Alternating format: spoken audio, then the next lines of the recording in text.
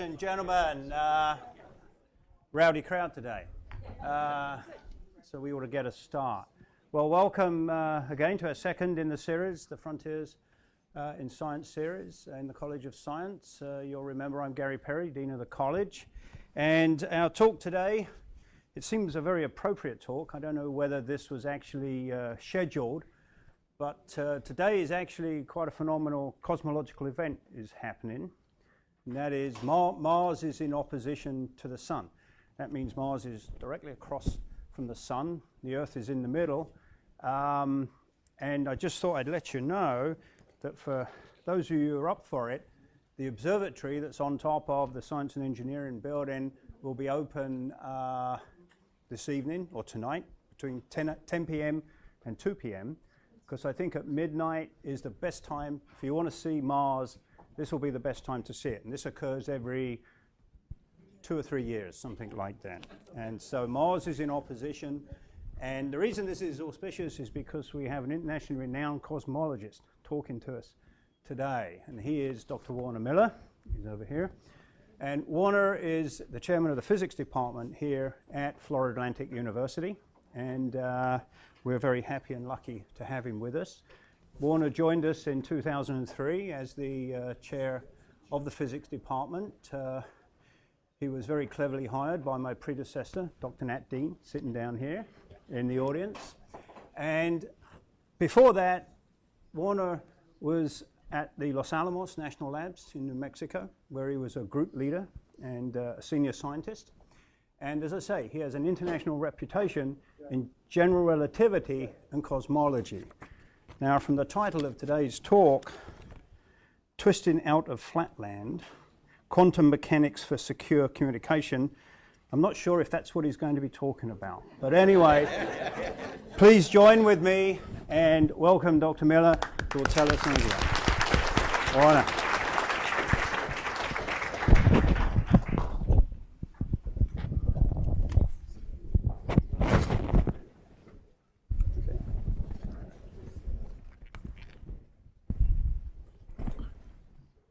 So can you hear me?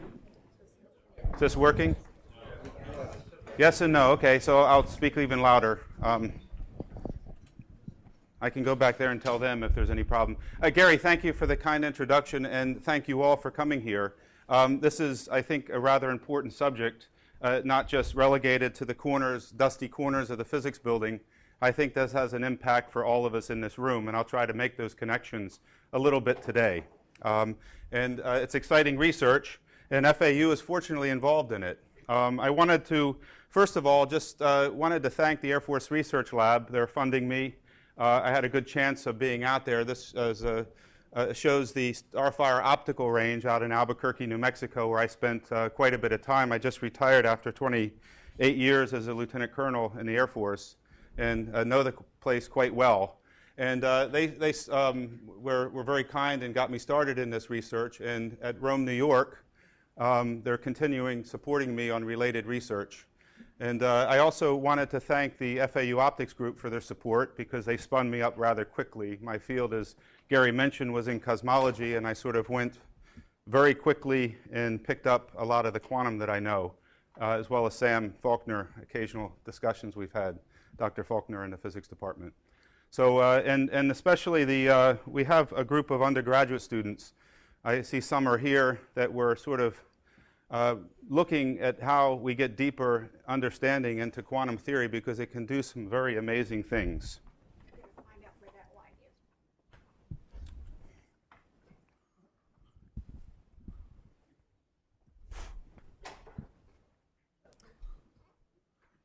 So good, the iPhone works. So great. Thank you, Chris.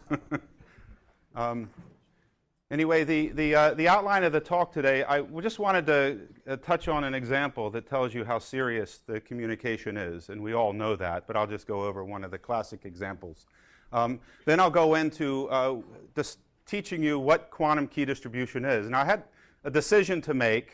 I could just sort of blow things right past everyone, but I'm going to actually try to get a fraction of you in the room here to leave and really know what quantum key distribution is. And I may fail miserably, but I'll try.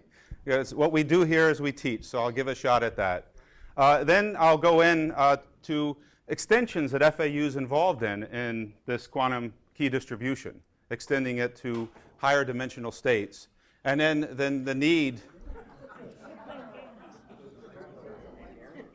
Thought I was having some seizure or something. So, anyway, so going from local to global notions of communication, which I think a lot of this. You don't have deans around for nothing. I'm just convinced of that now. So, yeah. So let me just, basically describe something that was 1500. So it's a little while ago, but it's very modern in all of its aspects here. But Queen Mary of Scots had a pretty tough life, 18 years of imprisonment, conflict between the Catholic Church and the Protestant churches in England, throw in a little bit of Spain, trying to get more influence in England, the French connection and so forth. She's just targeted, awfully, just targeted person for being in imprisonment because Queen Elizabeth, her cousin, the people around her were saying, this is really dangerous. She could take over power here. We got to protect you. And all the connections here with Spain and the Catholic Church, we've got to do something about this. So they put her in prison. And there were numerous plots and communications, and at that time in the 1500s, they used, and Queen Mary used nomenclature codes to communicate. Try to keep things secret. That's what we're all talking about today. And so the problem is when she was in one of her toughest sort of imprisonments in a nice castle, probably not so bad living, but not free in any sense of the word. They decided, that we just can't get rid of Queen Mary of Scots. We've got to sort of set her up. So they got, so her agents, Paget and Morgan, they got Morgan involved and who got Gifford involved. And I'm reading the names here because I'm a physicist, not a historian, so I'm terribly sorry. And the key person is Walsingham in England, who sort of got Gilbert and said, look, we're arresting you. We know there's a plot to kill Queen Elizabeth. You're arrested, and we're going to put you to death. If, on the other hand, you want to become agent number 4, we'll spare your life. And what do you have to do as agent number 4? You have to get Queen Mary of Scots to incriminate herself, start a communication up with the French, and we'll just see what we can do. So they did that, and the messages were going. They were encrypted between France and her imprisonment. That's fine. No, that's good. He's going to turn things on and off.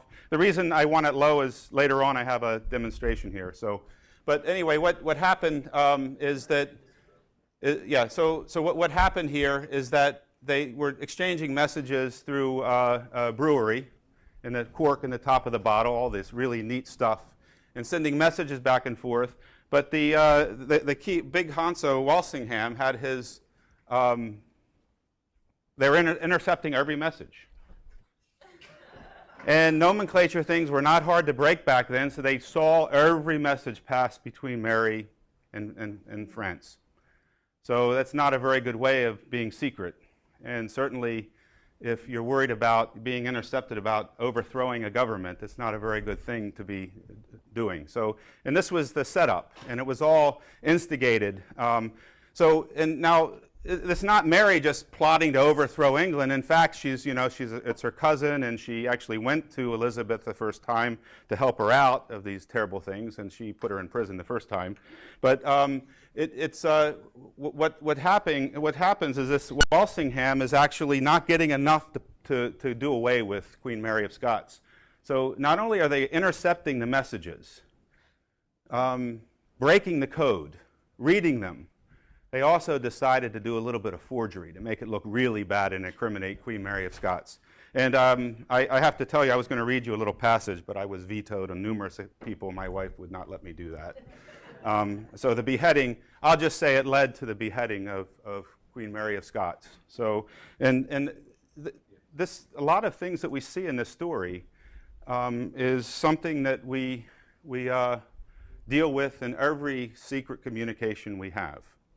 And The typical characters I'm going to be dealing with here, just so we have consistency, and I don't have to forget names, and they're pretty simple for me, is I'm going to have Alice here communicating with Bob, and they want to have some type of secret communication for one reason or another. You can read the small print, but you can imagine what they're saying. So the idea here is that they want to communicate, and they want to take ordinary text, sort of have a code that sort of takes a key and sort of ciphers it, makes it so no one can read it, and then they send it over, and the same key is shared by Alice, and she can use the same algorithm. She knows all that. They share this key. No one else has it, and if this key is strong enough and the encryption is strong enough, then they can share information and no one else can break that. But in history, that is not a very sort of safe way to do things. So the other issue is that you have to transmit the key. And I'll go into that in an example I'll show here in a little bit. And the problem in all this, and the problem with everything, is that, you know, we've got eavesdropper in the middle of things. And you know it's pretty invasive, right? Because the problem is that, you know, there's all this forgery going on and code breaking and beheading and whatever. It can change government. So there's a way around this. So there's a perfectly secure key system. But before I do that, let me just explain a little bit about going from letters and ordinary text, as I said, to things that the computer can chug away. So this is what your computer does. It's the ASCII code. And if you want to encode F, for example, you go up to this table here and say, where is F here? Where is it? Oh, there it is, okay? And then you go and you say, well, there's 0, 1, 1, 1. 0, 1, 1, 0. And then you go up here and you tag those on the end, 0, 0, 1. So this is the binary representation for F. And you can encode FAU just by going to the other letters, A and U. And you can see A is indeed 1, 0, 0, 0. And 001. So you can start encoding things into binary digits. And that gives you a real good opportunity, because there is a way to communicate. I can communicate with any person in this room if I have a random set of ones and zeros. And let me emphasize random set of ones and zeros. That's been broken in the past, too, when they aren't quite random. I think they had the Russians in 1945. They used to use typewriters and type in the random ones and zeros. Not so random, and that was broken. In communication. So if you have a random key, then you can take that randomness of that key, and you can take your message, that FAU that I showed you on the previous slide, and you can twist them together by this operation. You put the random key right underneath your message. Here's your message, 111, 000, 111, 101. And you put this random key right under it. So there's a random number right below each of the numbers in the message.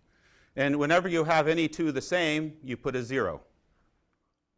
Okay, so here's two that are not the same, you put a 1. Here's two that are same, and you have a 0. You put a 0 there. If you look down here, any two that are same get a 0. All these are the same in here. And when they're different, you put a 1. This is the encrypted message, and this is, if you have a truly random sequence and you use it only once, random once, then you can send that off out in the open. Alice can send it to Bob. Bob can do the same operation, and that's public. They do the same operation, and there's no way to break it, and they share the message. You can sort of go through that example. Now, that's all fine, and history is riddled with this thing breaking because it's not random and because it was used more than once. If it's used more than once, they can break it the same way in principle that they broke Queen Mary of Scots code. So this is great. Solves all the problem. Solves everything. But the issue is, Alice may be trying to talk to Bob. Bob may be infiltrating an Al-Qaeda outpost. Did that for years. Could not just sort of step on a plane and fly Continental Airlines to the U.S. and pick up another one-time-only keypad. So this thing, they both have to share these random sets of ones and zeros. Once it runs out, they're cut off unless they get back together, or unless Bob sends Alice a key, an identical key. Okay, now sending the key again. Oh, that's dangerous. Okay, you put it in the mail. Hope no one picks it up, puts it in a copier machine and copies it. That's pretty bad. Then make a billion copies. Who cares? No one could know. And then you have everyone in the world knowing what you're communicating, and Bob and Alice don't want that, especially with the subject they're talking about. So anyway, there's a real problem here. So when you run out, classically, I don't know how to solve that problem. So what the talk about is today is that quantum mechanically there is a solution to that problem.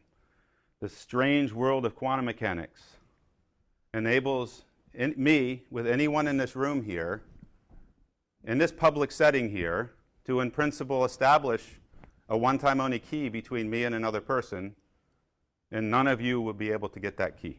So that's what I'll describe to you. That's what I'd like to show you today. And again, it deals with making quantum states, sending quantum states from Alice to Bob, or from Bob to Alice, and measuring and projecting those states out and getting the information out of that quantum state. Just simple thing. It's just communication. That's what we do.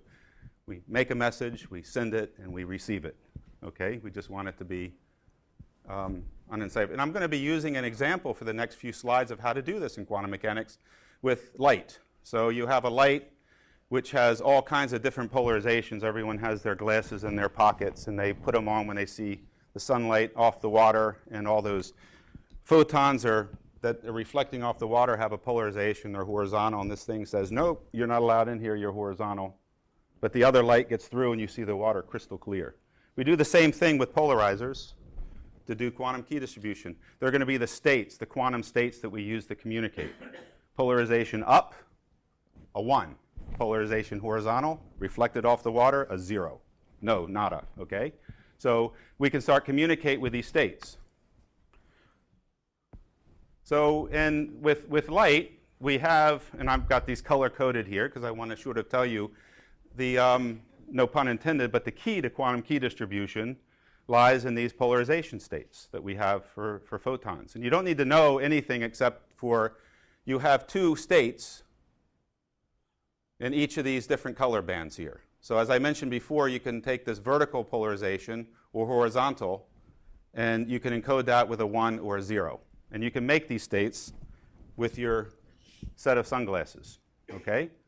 And by rotating them 45 degrees, okay, you can make left or right diagonal photons. And they have a very special relationship, these blue ones with the red ones. And I'll show you that relationship in a second. And if you put a more fancy set of optics in, you can make circular polarization. And this is for 2 states of polarization. The photon has just 2 states of polarization. That's about it. These are the 3 different types of bases you have. Okay, so you vertical, horizontal, and circular. Now I have down here mutually unbiased bases. What does that mean? And these are my communication states. These are the states I'm going to be sending. Alice is going to be sending to Bob. Okay, just pick one of those 6 states and send them. And you have to propagate it, and you have to detect those. So let's start looking at detection here and propagation. And what do I mean by mutually unbiased? Because this is going to be the central part of the quantum key distribution. What I mean by unbiased is that if I choose, for example, to send a digit 1, I could choose either the vertical or the right diagonal. So there's 2 states I've picked out of one of each basis. Okay, let's get rid of those. We have these 1s here that we want to send. Now, they were from the red basis, so if you choose a red detector, and you can buy these things, these are called cube polarizers here, and they basically sort the polarizations in the red basis. Okay, so if I send the red basis in there, it goes through, boom, 100% probability into detector 1. It measures 1. So no problem at all. It works. But if I send something that's not in the same basis, if I don't have a blue cube detector here, and I send something that's from another color, green or blue, and I send that through, then it gets with equal probability in detector 0 and 1. I get no information. Nothing gets transmitted. They're mutually unbiased. Okay? If I take one state from one color and put it into the other color, no information communicated. If I take a state in the red and put it in a red, it works. Blue and blue, it works. So this is mutually unbiased. Now, we're getting pretty far along here because we already know our communication states. We have those, or those 6 states. They're colored 3 different ways. And we're able to sort of do that with optical devices like this, just polarizers. Okay? And we can also sort them, and it's standard.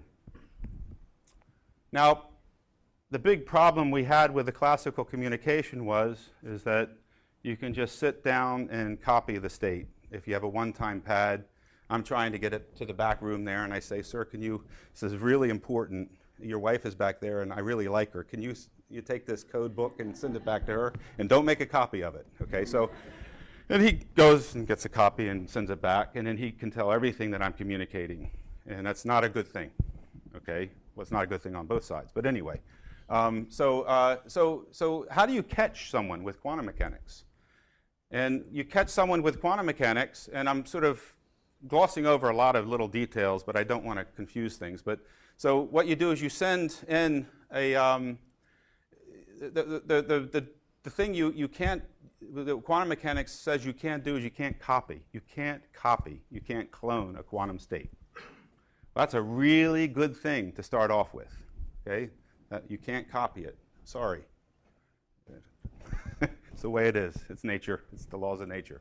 So anyway, so how do we see that? Well, I could put a bunch of mathematics up on the board here, but I can say, look, I have a photon and I want to clone. I want to make 3 copies of it. And so I send it into the red detector, and something comes out. We know something will come out, 50-50 chance if it's in a blue basis. If it's in the red basis, then it was always meant to come out that way. But anyway, so something comes out, and it's a 1. It's vertical.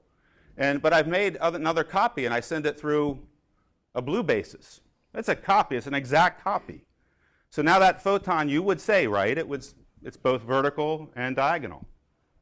If I have a baseball and I throw it to the back of the room, everyone can sort of take pictures of it, and they could do the calculations, and the students could calculate the how much it's spinning in this direction and how much it's spinning in that direction. So we have a photon going through these 2 things, and one is up and one is diagonal. But the problem is we have a 3rd copy. And if that 3rd copy we made, let's say we take the identical photon, and let's say we know it's in the right diagonal state, and we send it through that detector, and 50% of the time it's going to go downwards. So by measuring the diagonal polarization, through the Heisenberg uncertainty principle, we've messed up the state. We've messed up the state. And if you can clone a quantum state, okay, then you can violate Heisenberg uncertainty's principle. So there's a real problem here. You can't clone. And you can prove that you can't clone. I'm just sort of illustrating it the best way I can. Unfortunately, I wasn't able to find a constructive proof. It's just the proof by contradiction. So, and this shows that it contradicts the 3 identical photons being identical. If this came out vertical, it would be great. But if I do this more and more times, I get things wrong. So you can't have a photon in both a blue and a red or a green. 1. If you measure it in any other color, you ruin all the information about the other colors. Okay, is that? So now we can catch Eve. This is fantastic. So let's go through some scenarios. Alice wants to send a 0 to Bob, and they use the red detectors. So they send a photon through, no problem, Eve's not around. She decided not to look at that photon when it was sent. Okay, so it went off. Bob, of course, went to the right detector, the 0 detector, their share of the 0. They conveyed information. Okay, now we're going to do the same thing again, but we're going to bring Eve into the picture. And she, it was lucky, she picked the right basis, the red basis. Okay, so she's going to eavesdrop and use the detector, the red detector. So the photon goes through, and guess what? Doesn't change it, it's a 0. Eve gets the information that it's a 0. And Alice and Bob don't know that Eve interfered with anything because it was within the same color. And Eve got away with it. But you're saying, what do you mean, Warner? What do you mean that you can share a key? And I'll show you, because this doesn't look very good right here, because Eve got some information they share with Alice and Bob. Trouble is, 50% of the time Eve picks the wrong basis if they're using 2 bases, the red and the blue. And when that happens, The photon comes out as a blue photon. She detected it with that detector, sends it off to Bob. And unfortunately, 50% of the time, Bob gets a 1. Okay, so now, if with this bit, if we just randomly pick millions of bits and say, and Bob and Alice decide in a public setting like this, we're going to just have check bits, where I'm going to tell you what color I used and what number I sent. And you're going to tell me whether you used the same color and what number you measured. Okay? Now, it's all open communication. And what's going to happen? If Eve is eavesdropping, like here, they're going to find out that their bits are not going to match. Now, it may be because it's scattered in the atmosphere a couple times. It may be for other reasons. But you just assume anything that goes bad is Eve. Bad Eve. Okay? Bad, bad.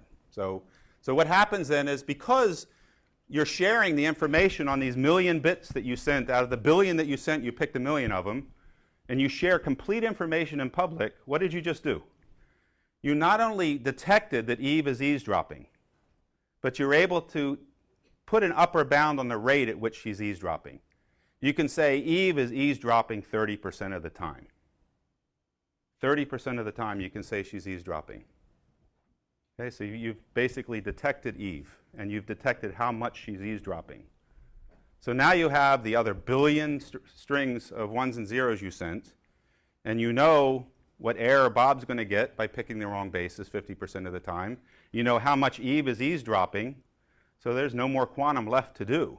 All you do is you do what they call, well, I was going to describe a little bit. I've been going through this, but I'll go through this again. But what you do is you, I'll go back to that.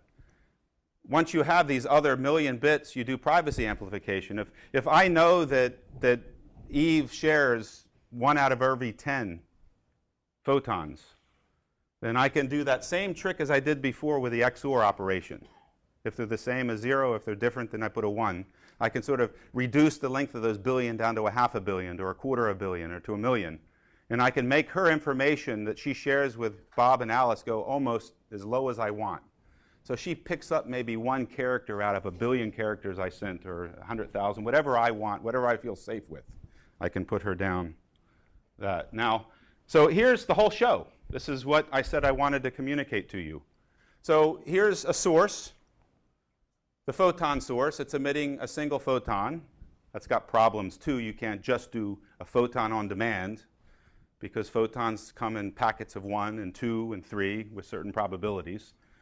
Bad when you send more than 1, because Eve can get it and you don't know there's more than 1. But you have the colored basis here and you have the gray basis here.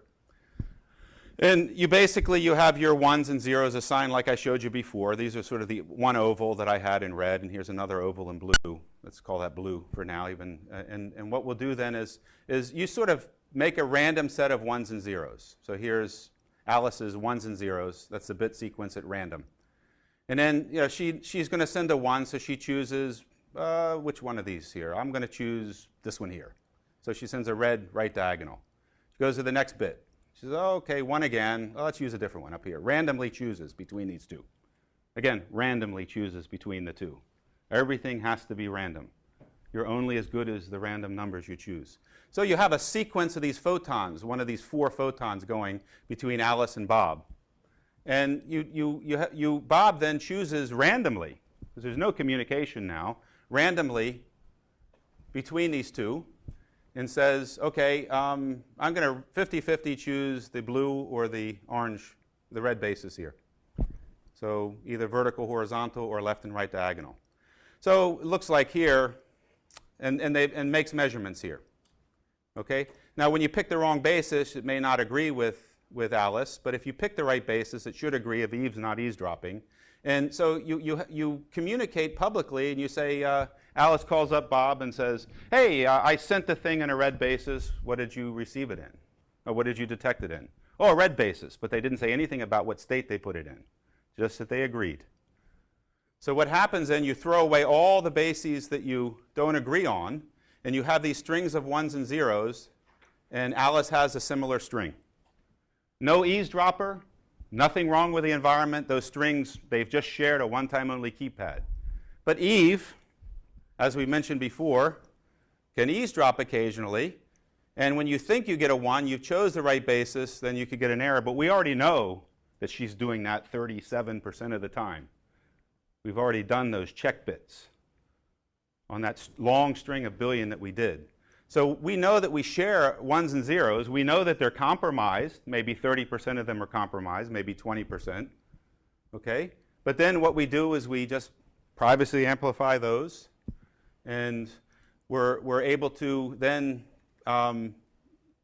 distill out from that set of 1s and 0s a set that Eve and Bob share. Alice and Bob share, and Eve, her information about that is as small as you want. And then we're done. Because I said a one-time only keypad is perfectly secure, provided that it's random, okay? And provided it's authenticated, so it's not intercepted at the beer hall or the brewery, okay, and so forth.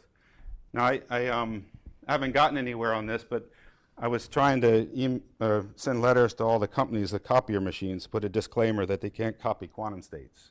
They claim they're pretty good copier, but they're not responding to me at all. But anyway, so this is BB84. So now let me transition and let me tell you, okay, this is done. And let me show you what's done today. Where is this today?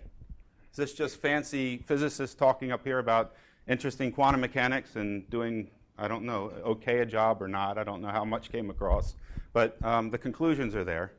So this is being done today between two islands, two of the Canary Islands, over 144 kilometers. And most recently, in using entangled quantum states, so more sophisticated quantum states, they're talking about doing quantum key distribution, distributing securely these one-time keypads over 300 kilometers in free space. From mountaintop to mountaintop. This is the receiver telescope, and this is the transmitting telescope. So real optics, sending these polarization states, detecting, and so forth. Okay? Of course, it's all complicated, but the circuits here have all the Bob and Alice stuff in here, and the random choices, and the 1s and 0s are fed in. But they really do this thing. They have quantum networks in Boston area. They have companies in Europe that sell these kind of things. They do it in fiber optics. They do, free space. So this is a really good thing, because if you need to communicate very securely, there's a way to do that, and there's a way to catch Eve. And there are security proofs. Okay, so they're the more mathematically aligned physicists and mathematicians and computer scientists that actually have proofs out, rigorous proofs, assuming that A, B, C, D, E, F, G, which can be in real life not so easy to assume, but reasonable, they can show that these things are secure, unconditionally secure. So what I've showed you today is that with this wonderful world of quantum mechanics, that I can share with anyone I choose in this room a one-time pad, and no one else will be able to get that. Now, there's a lot of caveats to that, and I'll get to some of those later. You can sort of denial of service attack on me. You can measure every single one of the photons I send and try to establish, and I can't do it. I have to be above a certain threshold. So in other words, Eve can't be too ornery. She has to be clever and do it just enough. If she does it too much, Alice and Bob throw up their hands. I throw up my hands with the person here and say, we just can't communicate on our channel. We need a secure channel. So it's not that I practically can share a key, but under certain conditions, we can. But I know I'm not going to share a key that's compromised. Okay? So that's important to know. So life is not perfect, as I mentioned before. Like any communication system, forget about the quantum for a while, it's all about signal to noise. And it's about signal to noise and quantum key distribution as well. Photon splitting attack. You talk to people that do this stuff for a living. That's what they talk about all day long, signal to noise, signal to noise. You think you're going to hear about Bohr and Einstein and other people and really neat quantum stuff. No, signal to noise. It's just all about that. The photon splitting attacks. nature, when they make photons, when it comes out of this laser here, and I attenuate it down from 10 to the 14 photons per second down to 1 photon per second, and it shoots out, then sometimes I'm going to get 1 photon, sometimes I'm going to get 2, sometimes 3. And I don't know when it's going to happen. But if you have a device and a mechanism that can split that other photon off, and Eve can measure that one and Bob measures this one, then you're in trouble, okay? So you throw that all into the mix, and these security proofs say, nope, you can still do it. You can still communicate. You can still do the key. So, and then sort of the classic example was the BB84 protocol that I showed you was Bennett and Broussard. They did this in 1984. Bennett and colleagues built this thing at IBM, and they did this quantum key distribution. They had Alice over here on this side of the table, Bob over here on this side of the table, and they had these elaborate optics, and they sent things, and they brought people in and said, look, we can do it, and none of one's going to be able to get Alice and Bob's one-time only pad. So the people came in there, and they started the experiment up. So they sent the 1 in, okay? So the 1 was going across the table, and you heard this, and then they sent a 0, nothing. Sent another 0, nothing. Sent a 1, the Pockle cell, the electronics made a noise.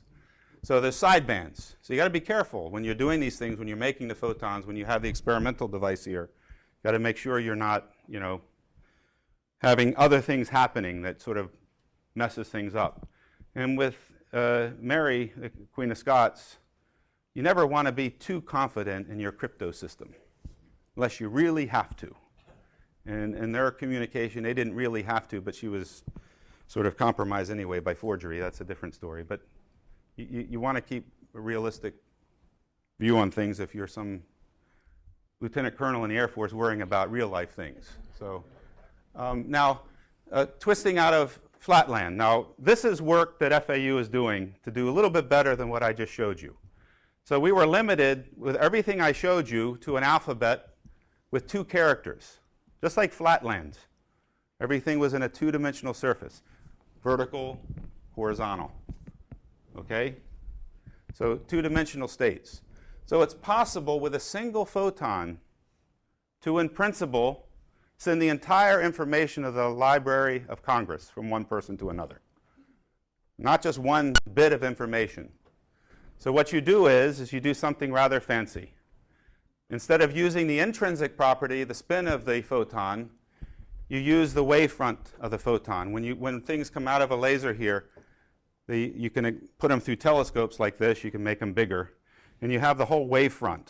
And these lasers make things which, unlike the orchestra that's tuning up in the beginning, you hear all these random noises. As soon as the number 1 violinists come out and they're all in sync, it's just beautiful, coherent music. So these wavefronts are all the same phase. They're in harmony.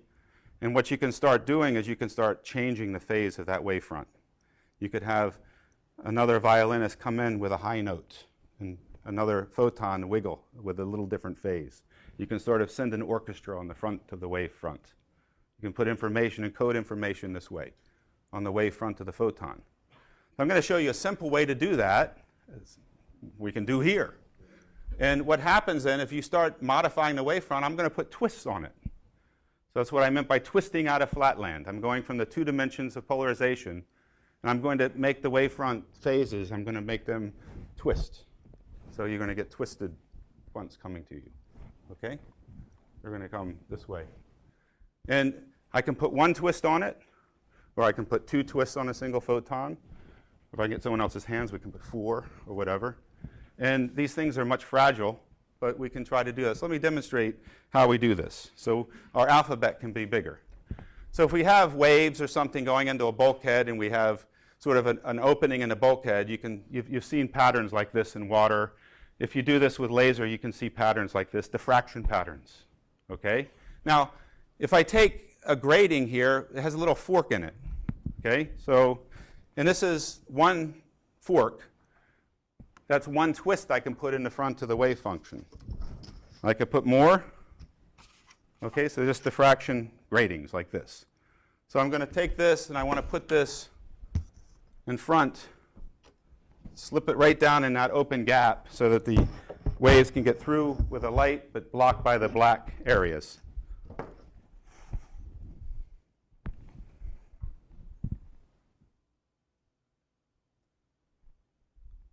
So I put that in there, twist it in. So you see that? So twist it in there.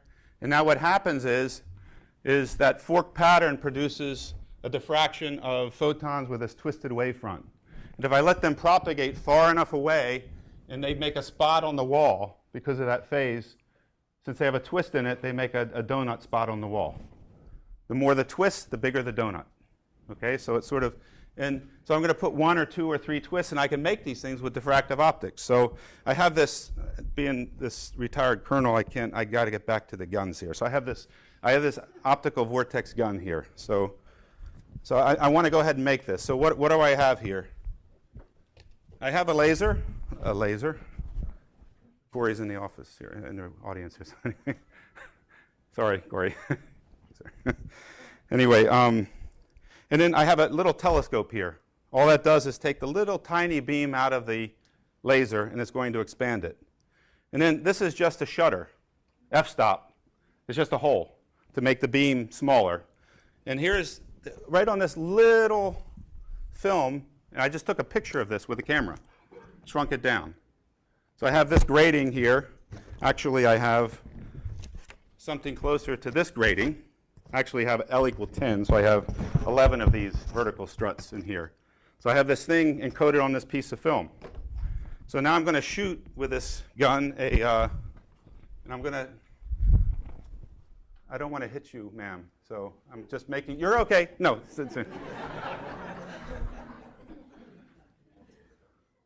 So I got this thing on here, and it's coming in. Ah!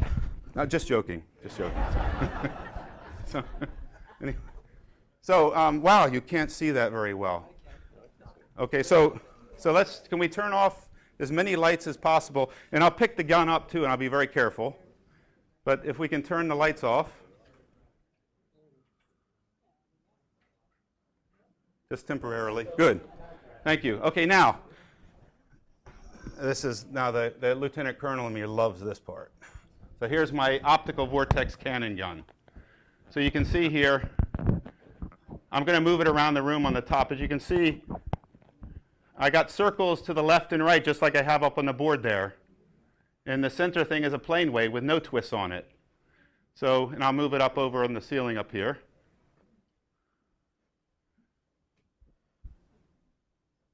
This is dangerous. Don't do this at home. So, and if I do too close, then you can see it is brighter, but smaller. I should be in the back of the room there. But I'm leery on shooting the laser above everyone's eyes, so I won't do that. Does that sound okay with everyone? Good, okay.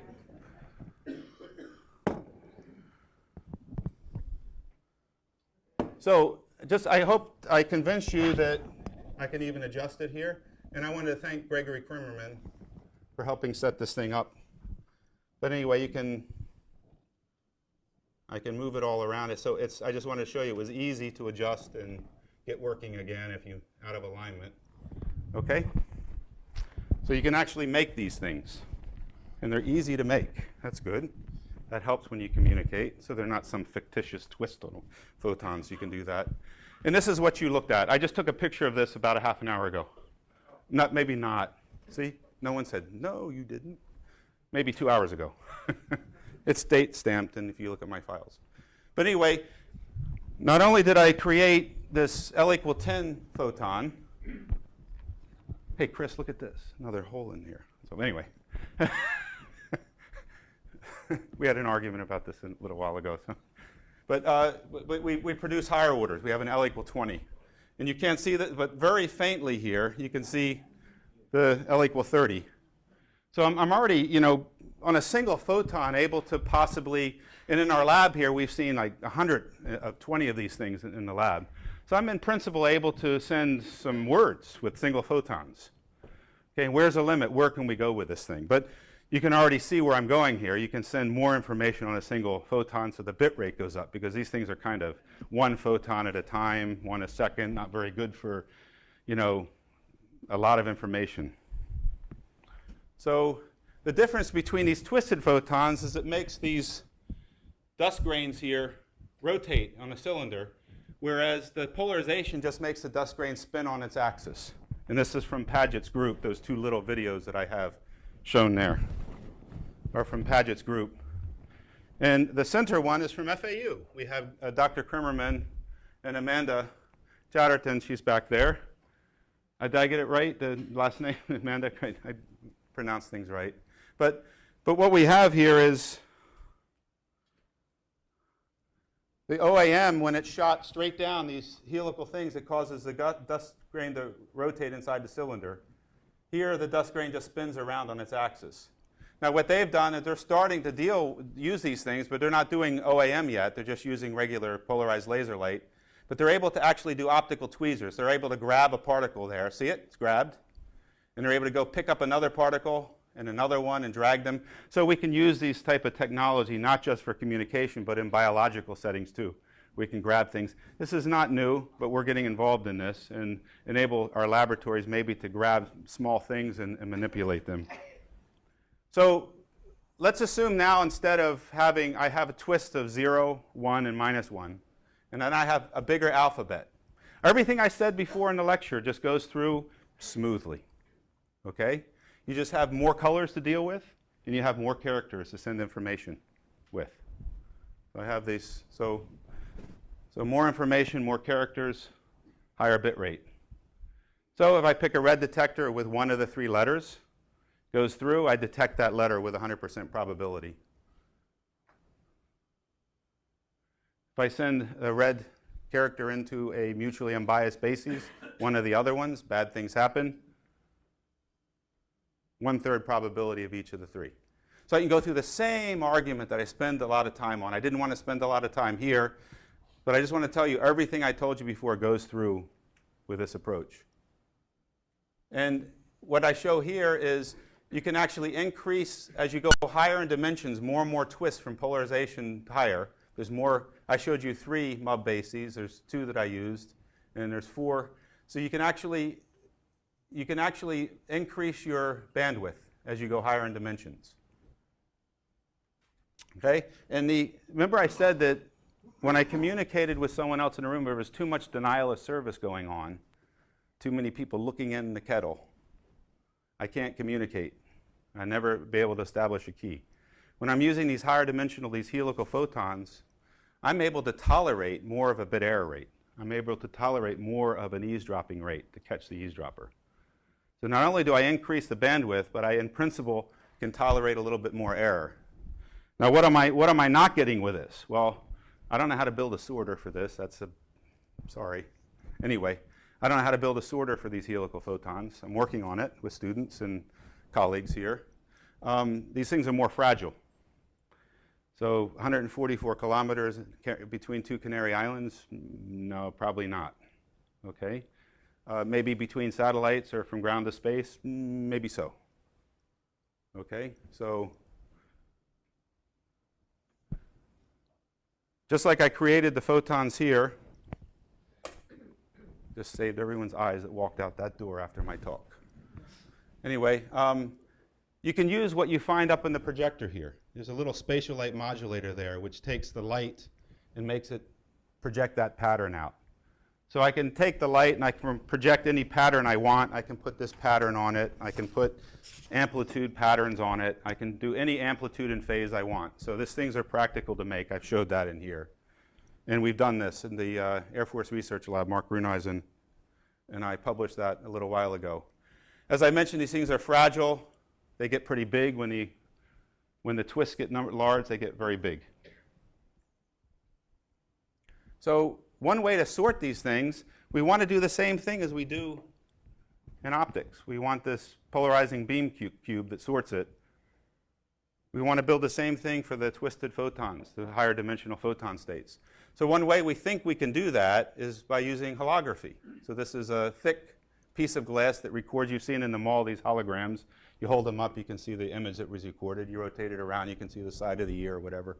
So what we do is we take the letter A in one of the bases and interfere it with a plane wave, and it causes some interference pattern in the glass. You record something, just like when you take a picture.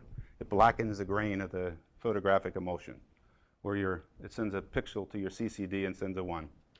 You can put then, independently, you can make another exposure before you develop it. Now you can put the third one on there. And you get this, what they call this multiplexed hologram, multiple exposed thick hologram. And then the idea is if you send in a photon, it's going to go one or another direction depending on where those plane waves were. So you send in your twisted photon and it goes off where that reference wave was. That's the principle of holography. You reconstruct the reference wave.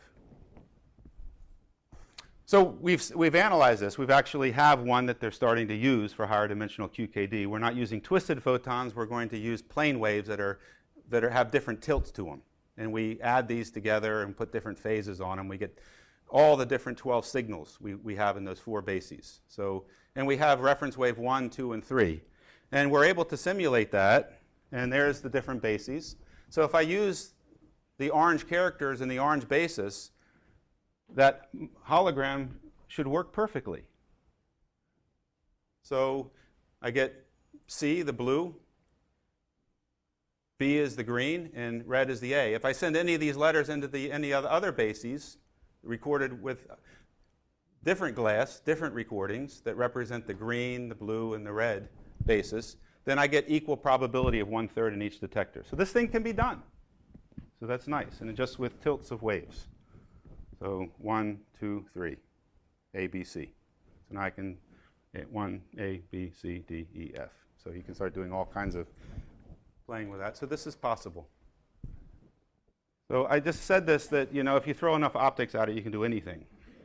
This is, and I'll be finishing just shortly. But anyway, what you do is this is a picture of them teleporting a laser, phase and amplitude information that I thought was interesting. Anyway, we need some more optics. You saw the picture of what we had in our labs. This is pretty impressive. So let me end here by just saying, where do I think this is all going? And I started a little bit late, so I'll end in just a minute here. We have in the world about 1 trillion registered URLs, billion websites, 100 billion websites, 75% are .coms. We have huge communication networks. And we've already seen that, and here's sort of a description of these communication networks. So just like science today, it's not like it was last century, where we're just analyzing the laws and local physics of electricity and magnetism. We're looking at complex systems. We're looking in biology at complicated things. We're sort of extending beyond using these simple models so that I understand more complex phenomena.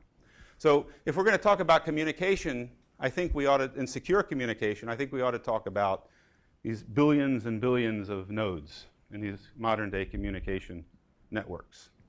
So anyway, but we know in Estonia recently, right, as an example, they were going to remove a statue that was, and this is I don't know how many people have sort of followed that at all, but they were going to remove a statue about when they got expelled the Nazis from Russia. And they didn't like that. So there was an attack on the network where they just in distributed denial of service, they all attacked the government web pages and ground it to a halt for a week or 2 weeks. Now, we know in this country what happens when you cut money flow off, say a financial network, for a week. Now, we all know that all too well. You can take the biggest companies, financial institutions, and turn them upside down and bankrupt them. Okay? And these attacks are out there. And these attacks you have to take somehow these communication networks, you have to categorize them. You have to try to stabilize them. And I think one way of doing that, I think a way to take a network and move it more towards a very well understood deterministic network to a random type of a network and move it around to different sort of ways you can categorize networks. I think movement from some categories to others will require quantum backbone, quantum communication backbone, I think. And it's just that's what I'm interested in looking at, and it's sort of way out there. But I think what we need to be looking at is secure communications, not in last century's way of thinking, the way I talked about today. But I'd like to come back in the future and tell you what I think about secure communications with billions of things that are communicating and wanting to do that in a secure way. And I also have to put a plug in for the mathematics department, because I made very simple something they're working very deeply on. Spiros Maglaverius and others in the center in the mathematics department, cryptography, you can give me the right name. But they're working on ways of saying, even with quantum computers, they claim with Peter Shor's algorithm in 1994 that they can actually break some of the encryption for your bank accounts. If you had a quantum computer, you can factor the big numbers into primes. Well, maybe it's not so simple. It's the same age-old game. The mathematics department here are looking at very tough one-way functions that quantum computers can't simulate. So I just left you that because I wanted you to not forget history and Queen Mary of Scots. There's a struggle always between making codes and breaking them. And who knows when you apply it to these things where things will lead. You can do things simply between Alice and Bob, but when you put a lot of things involved, it can get interesting. Thank you, and I'm sorry for going over.